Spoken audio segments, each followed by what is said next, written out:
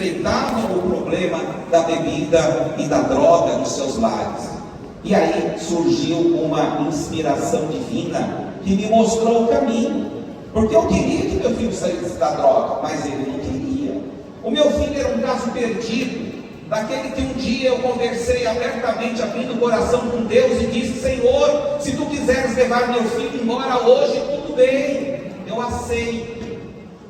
Deus levou os amigos dele, mas não ele, porque eu precisava daquele espinho na carne, como dizia São Paulo, o apóstolo Paulo, para que eu não desistisse. E aí eu entendi que enquanto eu não consigo entrar na mente e no coração do meu filho, eu ajudo o filho dos outros, que enquanto estiver ajudando o filho dos outros, alguém lá em cima vai cuidar do meu. E aí eu tomei uma decisão. Eu desisti de ser empresário. A partir de hoje eu me recuso a ganhar dinheiro para mim. Fechei aquela empresa maravilhosa, abandonei minha profissão no auge. Falei: a partir de hoje eu serei voluntário 24 horas, 7 dias por semana, para levar alívio a mães que sofrem, a pais que perdem a noite de sono querendo saber onde está seu filho. Mas eu também preciso ter um olhar para aquele que sofre, porque se eu não tiver um olhar para aquele que sofre, eu não vou estar cumprindo a minha missão na terra. Naquela época eu me lembro que eu tinha duas grandes perguntas, e eu estava desesperado para encontrar duas grandes respostas. Eu queria saber primeiro por que nossos filhos usam droga, porque até lá eu achava que droga era coisa de pobre. E aí eu percebo que não, que os nossos filhos usam droga em primeiro lugar porque é gostoso, porque dá prazer. Não tem coisa mais prazerosa quimicamente na terra do que você cheirar cocaína pura. Mas eu descobri também que os nossos filhos continuam na droga, porque a droga alivia a grande dor que eles carregam no seu coração.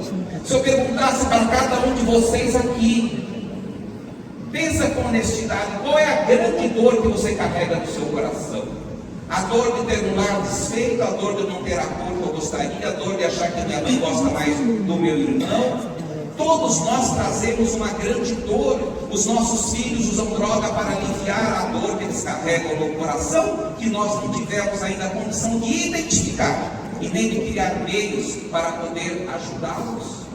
A nossa família, a família brasileira, a família mundial está totalmente despreparada para lidar com isso.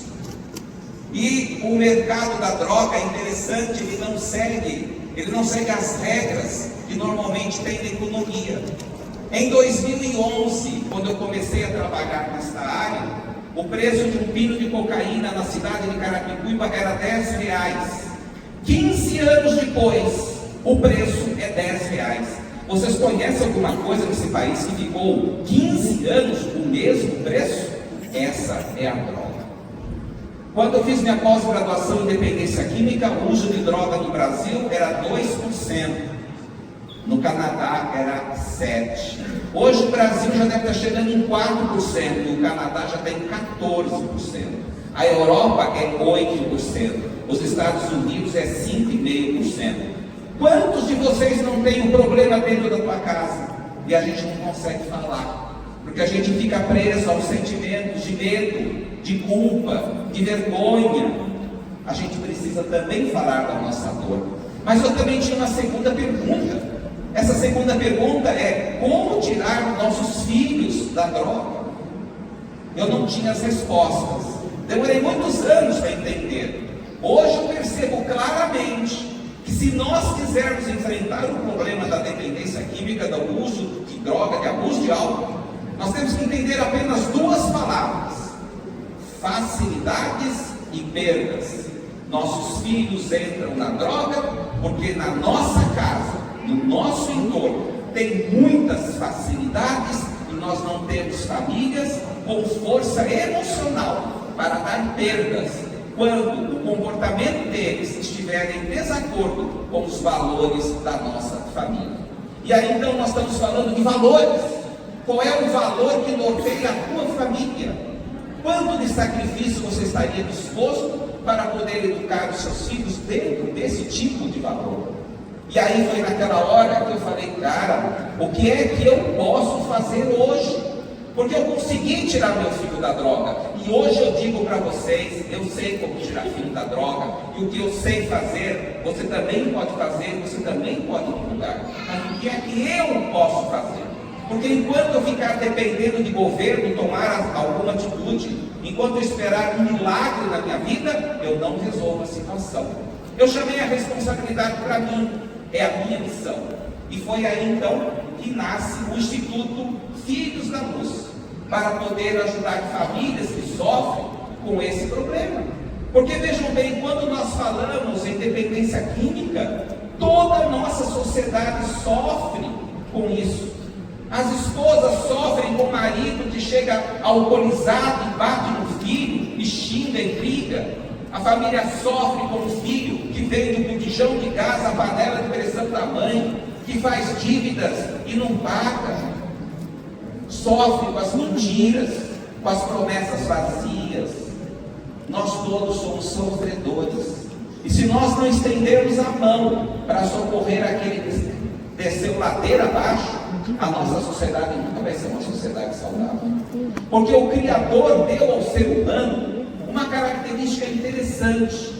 Nós, naturalmente, temos compaixão de quem sofre. Nós temos compaixão do idoso desamparado, da criança doente, da mulher afetada pelo câncer. Temos compaixão do cachorro atropelado que machucou a patinha.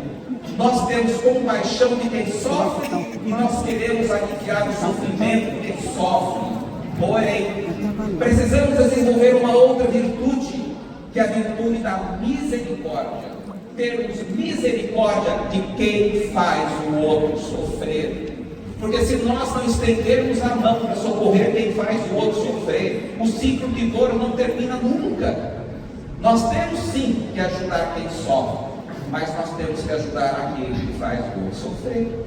Se nós não tivermos um olhar para o egresso da penitenciária, se nós não tivermos um olhar para aquele que está na dependência química, se nós não tivermos um olhar para aquele que está na criminalidade e na prostituição, nós não seremos verdadeiros seres humanos, porque nós só estaremos pensando no nosso interesse imediato. Então, dentro desse conceito, nós temos que entender que para esses desafios, nós temos uma solução. E hoje eu estou aqui para falar que esse problema, ele tem solução. Mas a solução não depende de uma ação individual. Ela tem que ser uma ação coletiva. Hoje nós percebemos que uma das coisas que mais faz os filhos a droga é porque ele não tem propósito de vida. Nós muitas vezes mandamos os nossos filhos fazer intercâmbio, fazer curso de inglês, um monte de treinamento, mas nós não desenvolvemos um propósito de vida.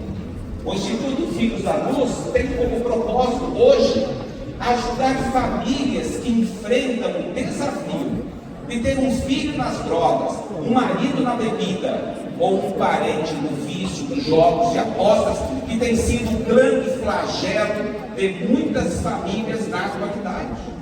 Nós hoje precisamos estar alerta que a questão do endividamento pelas bets está destruindo a tranquilidade de muitos lares. A Filhos da Luz já internou pessoas devendo 80 mil reais, pessoas devendo 100 mil reais. Teve um pai que internou um filho que perdeu num fim de semana 100 mil reais. Então nós temos que entender que a doença não é talvez a dependência química, é a compulsão. Compulsão por prazer, compulsão por sentimentos, por emoções fortes. Porque no fundo, gente, é falta de Deus, é falta de espiritualidade. Nossa juventude hoje está muito desorientada. O ser humano consegue fazer um robô que permite chegar em Marte, mas nós não conseguimos ainda desenvolver uma sociedade equilibrada. A Filhos da Luz hoje, ela é administrada como uma empresa. Eu peguei o terceiro setor e falei, aqui vai ter uma administração empresarial. Tem que ter meta, tem que ter resultado, tem que ter plano de negócio, tem que cobrar eficiência, tem que ter indicadores. Nós temos um grupo chamado Grupo Busque Ajuda, que ensina Como tirar filho da droga e marido da bebida sem gastar dinheiro. Isso existe. Nós temos 4 unidades de tratamento masculinas, uma unidade de tratamento feminina, a primeira unidade de tratamento exclusivo para o público LGBT do Brasil. Temos 2 repúblicas de pós-tratamento e ainda temos um albergue assistencial. Isso só fica desse tamanho porque nós temos que ter gestão, nós temos que ter um interesse social, não deixar mais a vaidade pessoal. Desde a nossa fundação em 2011, nós já atendemos mais de 2.150 pessoas para tratamento, mediante internação voluntária, e já demos orientação para mais de 6.000 famílias. Isso quer dizer, o nosso trabalho tem um profundo impacto social, porque a questão da droga está do arroio ao chuí. Em todo o nosso país, o problema está cada dia mais grave. Então nós precisamos por algumas ideias tão diferentes e inovadoras. Gratidão a todos. Para quem não me conhece, eu vou me apresentar. Meu nome é Ana Cláudia Barbosa. Eu sou atualmente muito ligada ao associativismo e sou nascida em Brasília, sou de família de libaneses e meu avô foi deputado federal há muitos anos. Trabalhei no Senado, eu sou funcionária de carreira concursada do Senado Federal e já sou aposentada há 10 anos. Sou graduada em Letras e Comunicação Social. Hoje em dia eu voltei para a faculdade, estou fazendo curso de conselheira, porque eu acho que é muito importante a gente falar sobre governança e também ter governança sobre o trabalho que a gente faz. Sou presidente do SEMEC. O que é o SEMEC? É o Conselho da Mulher Empreendedora em Cultura, que é um conselho que a gente estimula, a gente dá protagonismo para as mulheres, a gente qualifica. É muito importante esse conselho nas associações comerciais do Brasil. E integrante do Conselho do Fórum Nacional da Mulher da Indústria, sou diretora da Câmara de Comércio Brasil-Líbano e outras tantas atividades que a gente acaba participando. Bom, a rede associativa nossa é presidida pelo Alfredo Botait, que é meu marido, inclusive, e ele preside hoje a CACB, que é a Confederação, a FACESC, que é a Federação do Estado de São Paulo, e a Associação Comercial de São Paulo. Isso representa 26 estados, mais o Distrito Federal, e 2.300 associações no Brasil. E são associações comerciais, empresariais, e isso totaliza, gente, 2 milhões de empresas em todo o território nacional. Na FACESC hoje, nós temos 420 associações afiliadas à nossa rede. Na CACB, na Associação Comercial de São Paulo, na FACESC, nós criamos a Central de Rede, que está sob o comando do nosso querido Luiz Roberto Gonçalves, que está aí, que é rotariano também, faz parte do grupo de vocês, e nasceram com uma iniciativa de promover produtos. E você sabe, na rede associativa, se a gente não tiver produtos, a gente não alimenta a nossa rede, né? Então, eles fazem a ponte entre fornecedores e entidades, trazendo soluções empresariais completas de produtos e serviços, apoiando todo o processo para que cada parceria gere resultado de verdade. Então, são empresas que se conectam à nossa central de rede para oferecer produtos para vocês. E esse total já tem, a expansão nacional, já tem 61 associações, 11 federações, 61 municípios. Bom, vou falar um pouquinho do meu trabalho, que eu acho que vale. É um trabalho que eu faço com muito carinho, trabalho voluntário. E eu comecei com 6 conselhos no estado de São Paulo, de mulheres empreendedoras. Hoje, nós temos aí 900, quase 1.000 conselhos. E é uma honra e um prazer muito grande, eu digo para vocês que eu sou muito grata à rede associativa, porque realmente as mulheres precisavam muito de se fortalecer, de ser protagonista da sua própria vida, de cuidar dos seus próprios negócios. É uma rede muito grande e hoje eu impacto mais de 100 mil mulheres no Brasil. A importância de fazer parte da rede, né, que é sinergia, colaboração, alcance, escala, resiliência, segurança, network, inovação. Então, se a gente fica isolado, a gente somos. Se a gente se reúne uma rede, a gente está num grupo, né, conectando pessoas, fazendo network e fazendo negócio. Então, a gente transforma realmente realidades. Então, a sinergia, o compartilhamento de recursos, compartilhamento de recursos, conhecimentos, ferramentas, essa premiação que é muito bacana. Então, você veja, uma rede é muito importante a gente estar, né, vivo. Veja quantas pessoas estão aqui hoje. O alcance, né, a capacidade de levar soluções mais longe, atingir mercados, a resiliência, porque é uma rede sólida, distribui riscos e o ponto falha. A estrutura se apoia nos outros para continuar operando. Então, assim, a gente tem aí uma troca realmente de ideias e de produtos.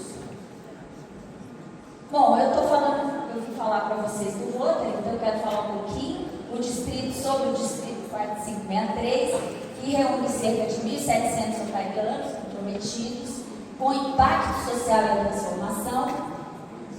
Aproximadamente metade dos associados do 4563 do distrito são mulheres.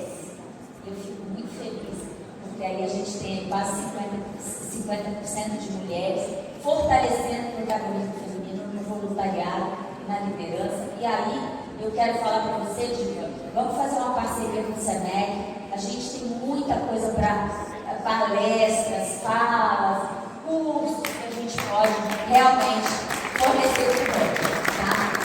O Rotary muitas vezes chega aonde o poder público não consegue chegar.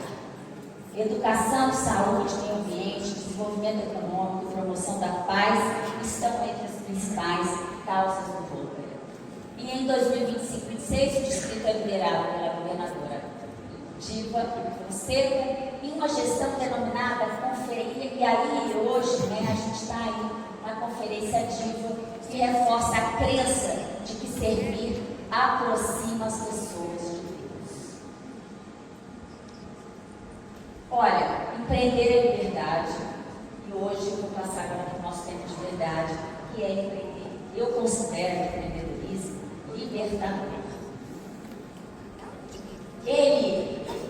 Hoje a gente está no fim do modelo tradicional e a gente vai parte para criatividade, autonomia, inovação, conhecimento e adaptação. Empreender hoje não significa apenas abrir uma empresa, significa transformar a atitude em renda. Gente, o empreendedorismo hoje está crescendo absurdamente no país.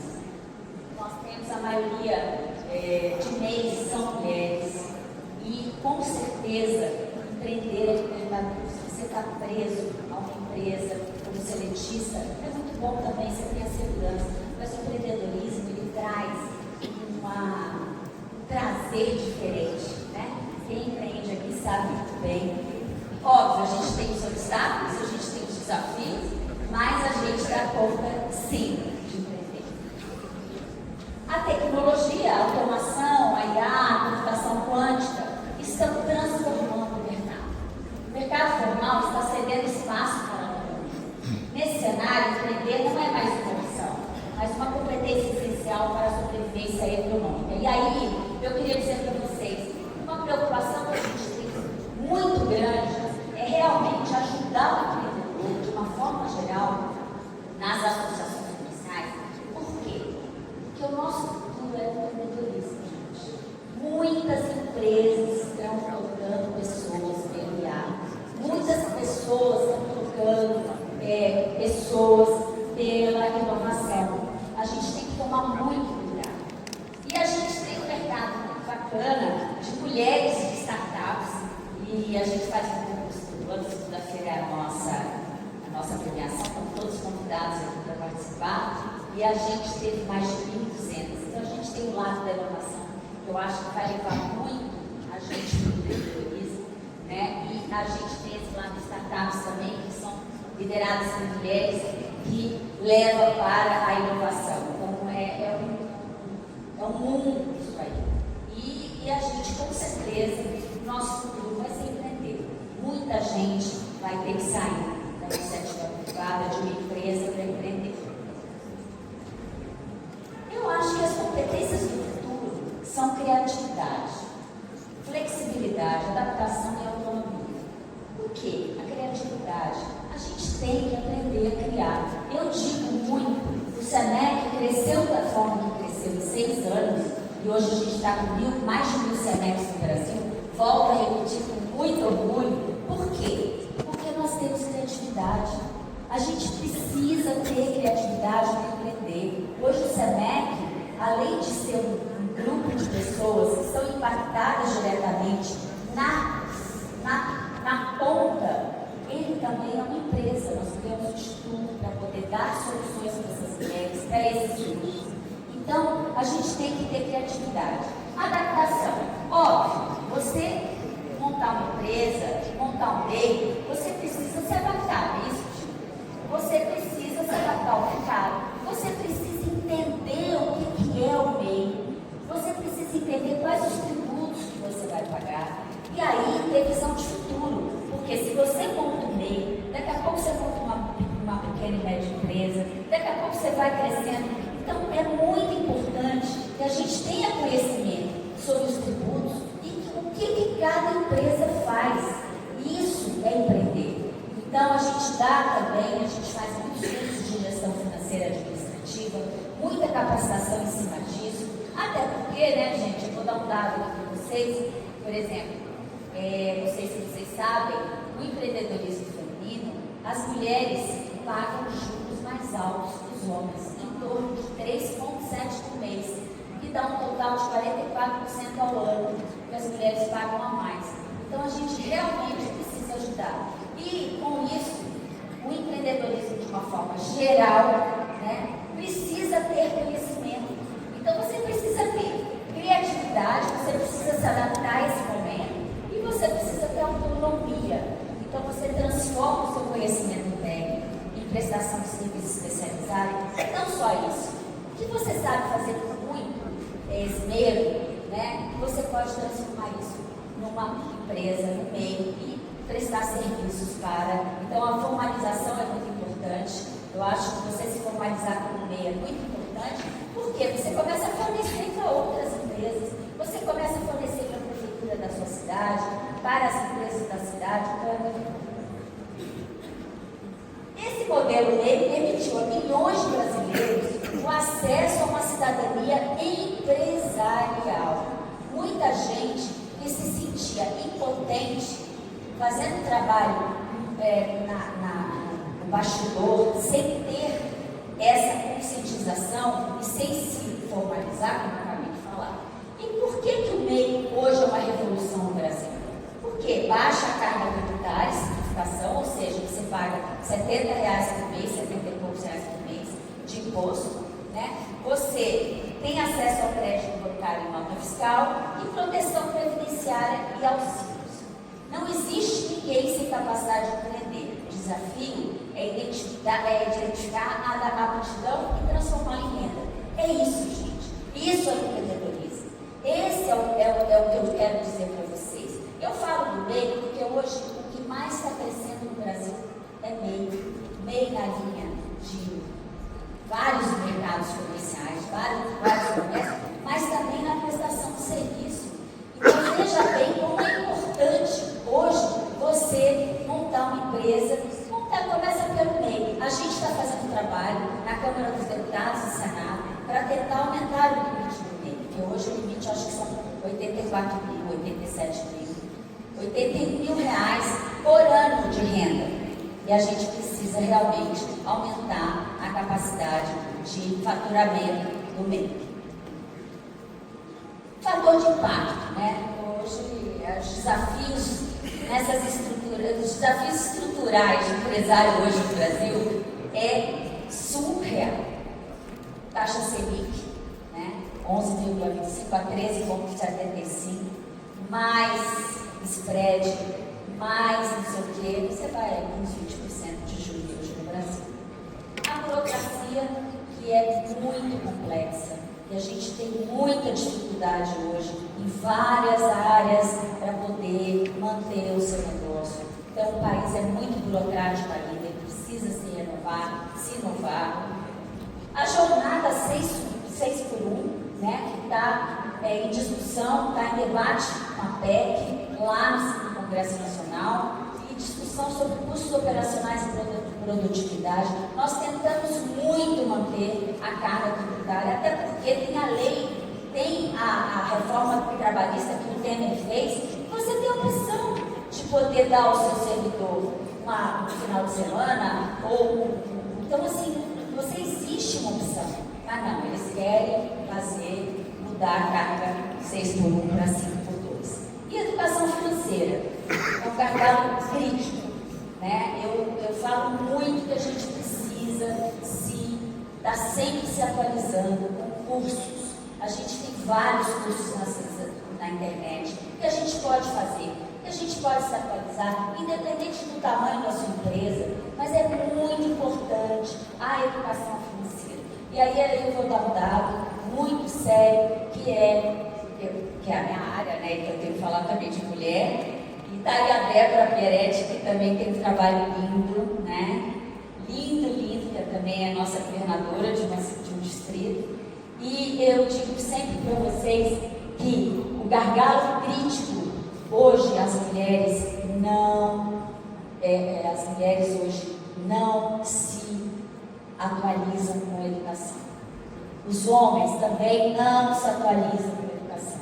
E é muito importante, gente. É muito importante que a gente esteja sempre atualizado para poder melhorar o seu negócio, crescer o seu negócio, fazer a diferença, né? Então, é muito importante.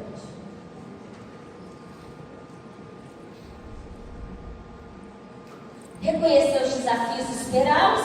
Então, aí a gente tem os desafios enfrentados pelos homens, que é estereótipo de gênero, isolamento em redes de apoio, pressão por estabilidade, acesso aos desafios culturais e sociais, econômicos, acesso limitado ao crédito, perda de autonomia, pressão por resultados, endividamento agressivo, e educacionais, a resistência à busca por redes de mentoria e educação externa.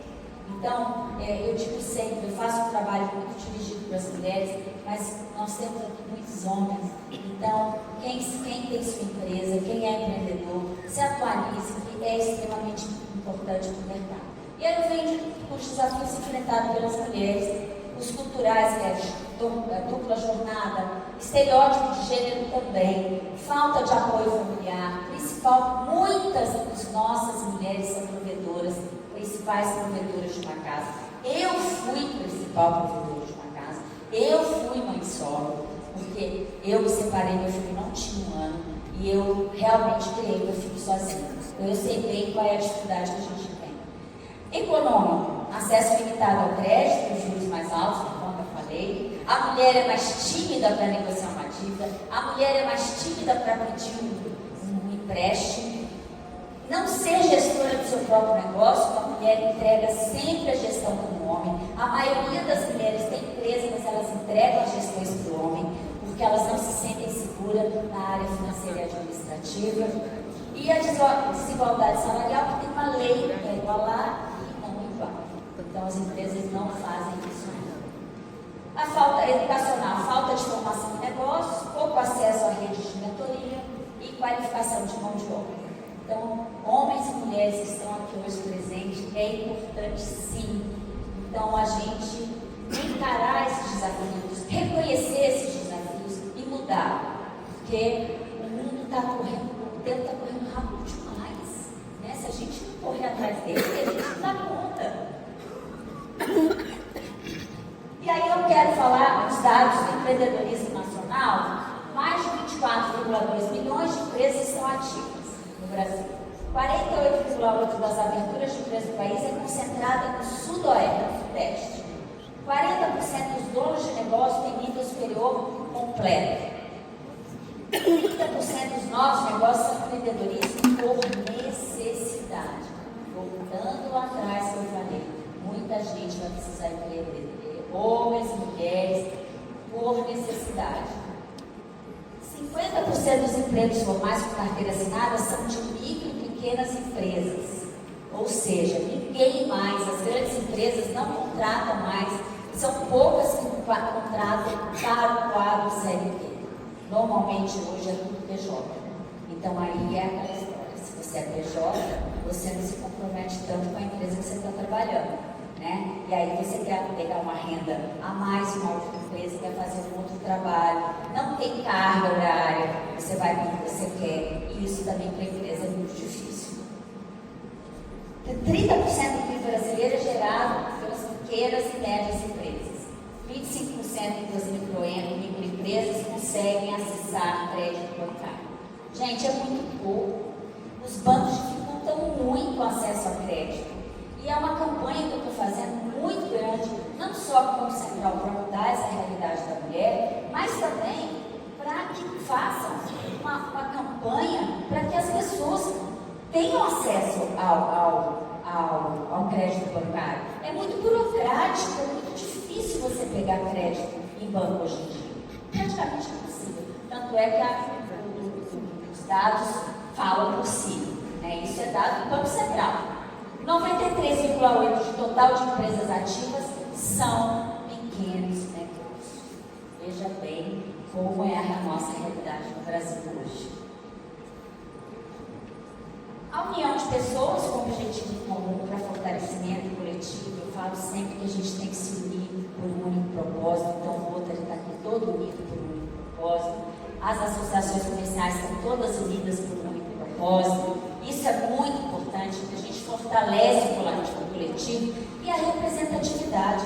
Hoje o Alfredo está fazendo um trabalho sensacional perante o Congresso Nacional para defender as nossas causas e a livre iniciativa. Então é isso, quando você reúne, você se une, você fortalece, você consegue outras causas, defender outras causas, né? O poder de negociação, a união reduz custos, fortalece o poder de negociação, amplia conexões estratégicas e oportunidades de negócios empresários e a defesa da nossa lei. Isso é muito importante. Né? A inteligência coletiva, porque justamente esse network que a gente faz numa rede, nossa, isso não tem preço. Não tem preço, né, Débora? Tem preço?